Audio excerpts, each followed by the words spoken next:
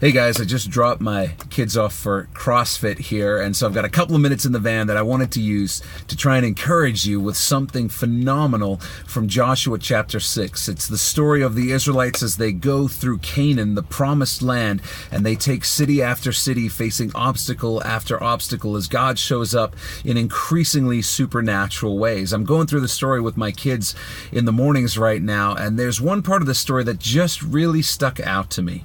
You know, the Israelites' journey in the book of Joshua through Canaan is a picture of our journey through life. As they go through the promised land isn't a picture of heaven because there's still battles in the promised land. There are no battles in heaven.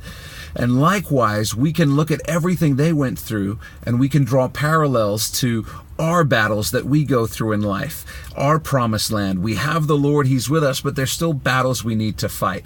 And in Joshua 6, we see something really interesting. We see Israel go up against their first real opposition, the famous city of Jericho. And many of you will know the Lord gives them some very interesting and unusual instructions. He tells them to march around the city 6 times, and then on the 7th day to march around it 7 times. And after that 7th and final time, they're supposed to shout, and then God will supernaturally bring down the walls of the city. Well, what you might also remember is that they get the instruction, the children of Israel do, to not shout before that final moment, but to not even talk. And so for those 7 days, they're walking around the city. And if they could talk, let me tell you what they'd be saying. They'd be saying, are you seeing how big this city is? Are you seeing how tall these walls are? There's no way we're going to get through this. I don't know what we're going to do. Do you have any idea what Joshua has planned? I don't know. What are we going to do? I think we're just going to die. And the fear and the doubt would have just gotten out of control. Because fear and doubt have a way of spreading and becoming contagious. In fact, even you and I, when we speak out fear and doubt and hear it back through our own ears, it increases our own fear and doubt. And so the Lord says, don't even talk about it. Don't make a sound.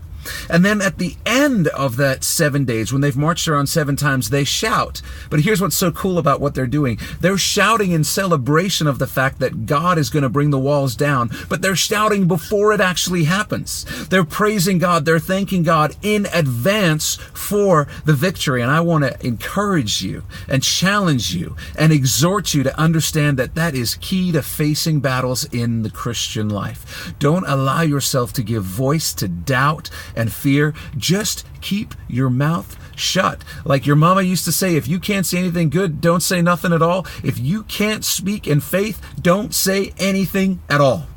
Don't say anything at all. It's better to stay quiet.